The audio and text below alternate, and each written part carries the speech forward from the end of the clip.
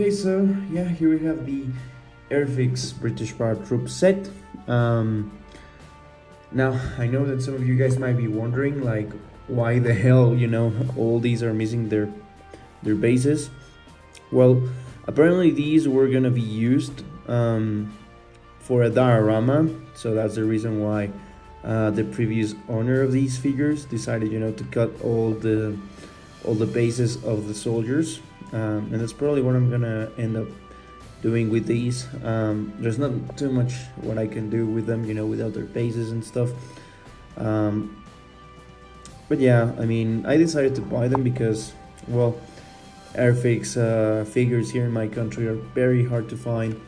So that's why, I said, okay, even though they don't have the stands or whatever, or their bases, I can at least use them, for a diorama, and that's probably what I'm gonna end up doing with these. So some of you guys know these poses already because these specific set was copied hundreds of thousands of times over the years. So yeah, here we have the rifleman. Here we can see that the previous owner did a pretty good paint job with them. Yeah, there you go. Yeah, we can see the camouflage in them, their Lian fields, of course, their paratrooper helmet, of course, with a net.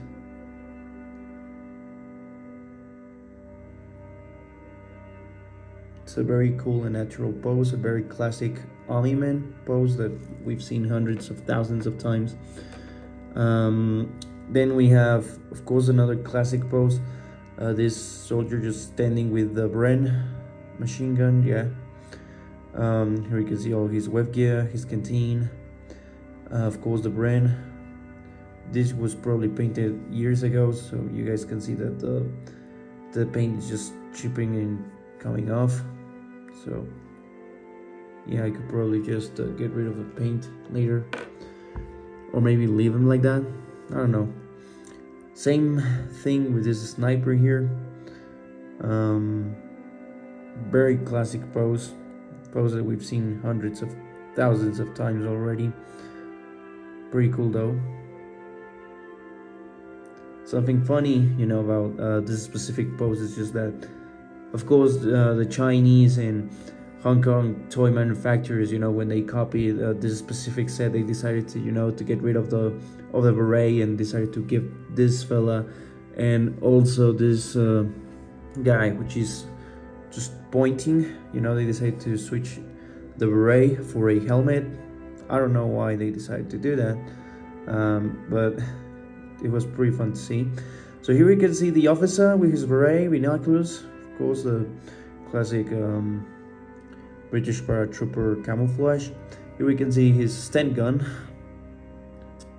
goes his canteen and his web gear there. Very natural pose, a very classic one too. Then we can see this standing and guarding pose, another classic pose in every armament set. This one is just standing and guarding, nothing special. He's just holding his Lee Enfield rifle. Here you can see that he fixed his bayonet, his web gear, his net and his camouflage in it. Looks a very natural pose, something that we've seen in hundreds of sets before. Another classic pose, the soldier which is about to throw a hand grenade. He's, of course, holding a stand gun. Very, very classic pose. This one is just filled with detail. The paint job, it's amazing. It's just kind of a shame that it's already chipping off, because of the years and stuff. But yeah, it's a very good paint job, if you ask me. And well, I'm also kind of sad by the fact that they don't have any bases, but whatever. Then we have the radio pose. For some reason, the Chinese and Hong Kong manufacturers, you know, when they clone all these figures, they forgot to add this fellow right here. But yeah, here we have it. Here we have it with his radio, with his pistol holster right there, a canteen with gear and all. Sorry, no. He's wearing headphones. It's a very, very interesting piece in this set. I love it. I love it so much. It's kind of a shame that we only got one, but I'm kind of happy that he's the only one who can stand up, because yeah, none of these fellas unfortunately can stand up. Yeah, it's just not even the kneeling. Oh, look at that. At least one managed, you know, to how's it called, to stay up. Because yeah, look at this one. Same story and this one. Yeah. Anyways, let's take a look at the box. Yeah, it's a very classic box. As we can see here, we have the standing and shooting pose. Here's the reference of it. Let's just hope he can stand up correctly. There you go. Yeah, looks very natural. Looks almost like the one in the box. Looks fantastic. Of course, it was advertised 28 pieces, but since of course this is a used set, it's missing 7 soldiers, but it's fine. Then we have here a few things.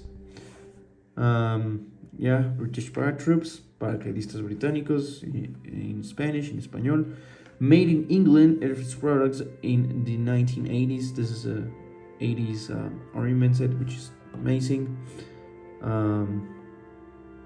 Yeah, pretty cool to watch, to be honest. Yeah,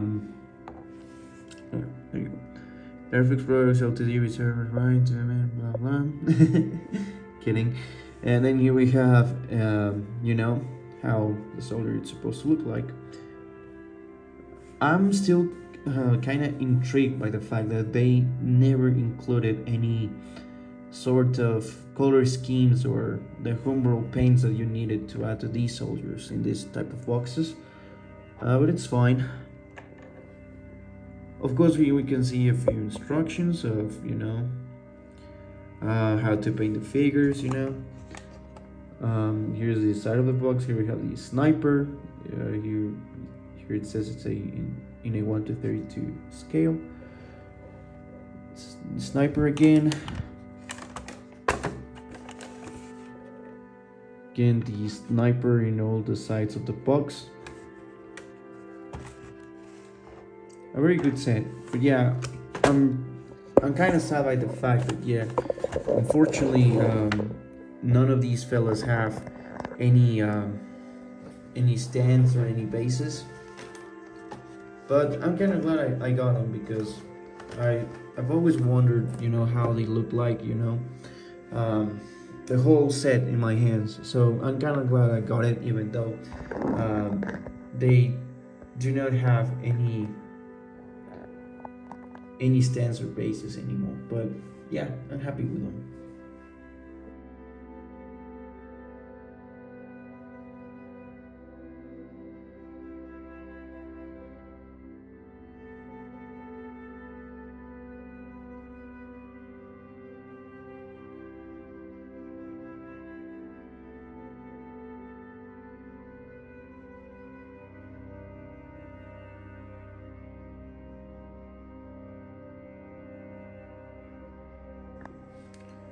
Alright, so now we have the British infantry set.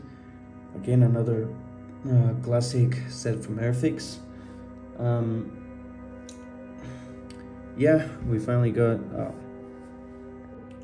Alright, so here we have the last set of the box. Here we have the British infantry set. As you guys can already tell, there's only like 22 pieces out of 28 that they were originally advertised. Again, guys, this is a used set the figurines. So yeah, it's very natural that a few of them are missing. But anyways, as you guys can already tell, well, the previous owner had already started the paint job of some of these fellas, but probably never finished them. But it's alright. Anyways, let's start with the first figurine. Here we have the standing and shooting pose. This fella right here is just standing and shooting his Lee Enfield, of course. Here we can see a few ammo pouches, his bayonet over here, and his canteen. As you guys can tell too, it has a lot of detail, and well, it's pretty well done. The material, it's also the flexible and classic plastic from Airfix, not the rigid and kind of fragile one that the SAS set kind of has. But anyways, here we have the machine gunner. Here we can see this fella right here keep firing his brand LMG, which again, I don't understand why Airfix like to do this. You know, everybody which is holding an automatic weapon in an Airfix set, it's always keep firing it. Like, I don't understand why, but anyways, here we can see that it has an extra ammo pouch over here, the of course classic red LMG. As for the back, there's not a lot of gear except for his canteen. Yeah, pretty cool pose. Kind of looks like the Rambo British version from World War II. Very cool. Then we have the soldier with a mortar, with what it seems to be a knee mortar. Here we can see that he has an extra satchel for his mortar rounds, a small ammo pouch, a canteen, but no pistol, no rifle, not anything really to defend himself, except for its mortar. It's a very cool pose. I liked it a lot. I'm not gonna lie. Yeah, I really love it. Then we have, of course, the guy with the Tommy gun. Again, this one is just keep firing it. Of course, has the standard issue magazine, the rectangular one. Here we can see that he has an extra ammo pouch over here. All his web gear, of course, it's also present here. Of course, his canteen is right here. It has a lot of details too. I love it too. And then we got probably what's probably my favorite pose of the set. Here we can see this British soldier which is about to throw a frag grenade.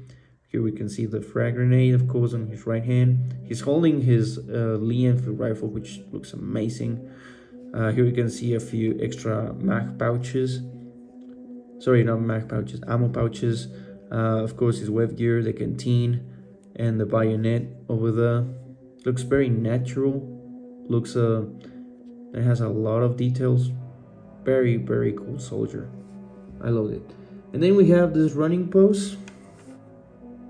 This guy just running, does not have his bayonet on. Kind of lame, to be honest. It would have been better if, you know, if it had the bayonet already strapped or something like that. I mean, it's a good pose, but I would have liked more, you know, if it had the bayonet on.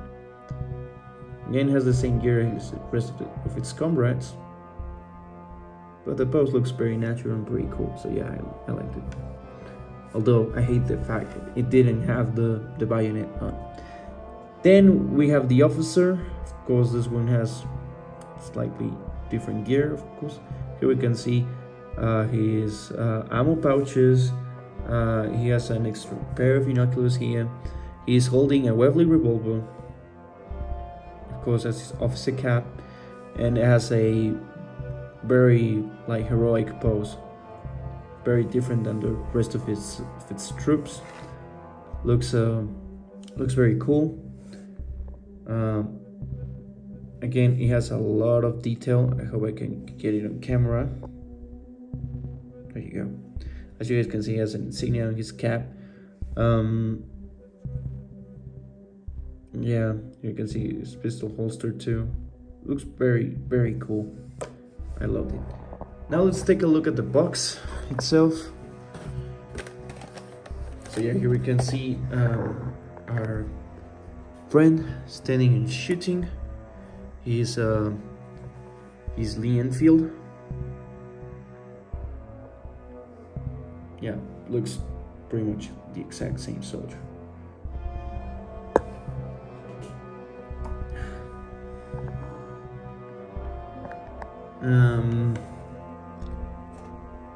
Of course, there's not too much to say about this one, except that it kind of looks like the previous ones. Of course, here we can see the Motormen, British infantry, model figures, 1/32 scale. Oops. Okay, model figures, British infantry, Infantería Británica. That's very cool. You can see again the instructions, like wash it first and then paint it, you know, the classic stuff. Here we can see like the color scheme. It's recommendable, you know, for these ones. Again, we don't get to see like which paints do I need to buy to, you know, to make it look like this one right here. Of course, this is an 80s box, as you guys can see here. Made in the UK, of course. Man, very cool. Very cool set. Very cool figurines. Everything on this set is very cool.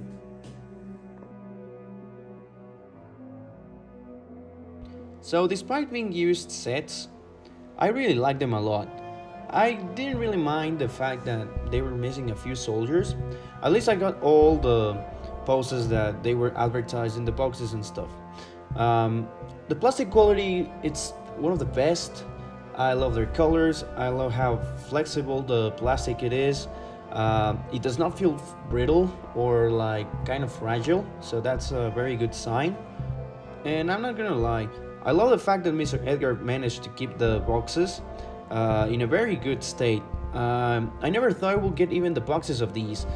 So yeah, getting pretty much the pieces and the boxes, it's just another type of experience.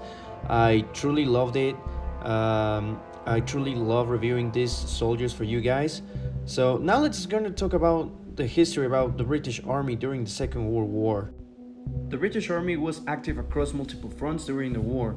After early setbacks in France and the evacuation of Dunkirk 1940, British forces fought successfully in North Africa, Italy, and later helped liberate Western Europe after the D-Day landings in 1944.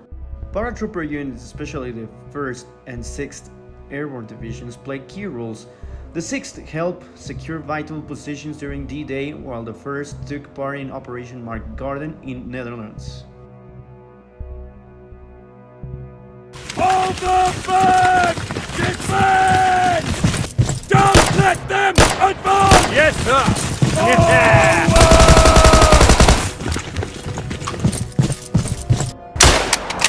Die, you bastard! You want some more? Victory will be ours! Look out! Enemy vehicle! Yes! I got one! And that is for today's review. I hope you guys enjoyed checking out these two model kits with me. If you like this video, please consider dropping a like, a comment, and subscribing to this YouTube channel. And as always, thanks for watching and see you next time.